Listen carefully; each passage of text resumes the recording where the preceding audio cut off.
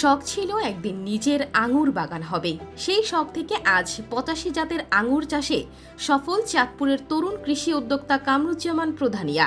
মাত্র ২০ শতক জমিতে আঙুর চাষ করেছেন তিনি। তার সংগ্রহে এখন পর্যন্ত ১৮ দেশের ৮৫টি জাতের আঙুর গাছ আছে। কামরুজ্জামানের আঙুর বাগানে ঢুকলে নিজের চোখকে বিশ্বাস করা যায় না। থোকায় থোকায় ঝুলে আছে বিদেশি নানা জাতের আঙুর। মনে হবে আপনি বুঝি বিদেশ চলে এসেছেন। বাঁশের মাচায় ঝুলে থাকা সবুজ আঙুর দূর থেকে পথচারীদের নজর কাড়ছে। ফলন ভালো হওয়ায় এরই মধ্যে বাগান থেকে ৫০ কেজি বাজারজাত করেছেন। এতে লাভের মুখও দেখেছেন তিনি। উদ্যোক্তা কামরুজ্জামান বলেন, ২০২১ সালে শখের বশে আঙুর চাষ শুরু করি। প্রথমে ছাদ বাগান, পরে জমিতে বাণিজ্যিকভাবে আঙুর চাষ। বর্তমানে আমার বাগানে ১২০টি মাতৃগাছে ফুল ফুটতে শুরু করেছে।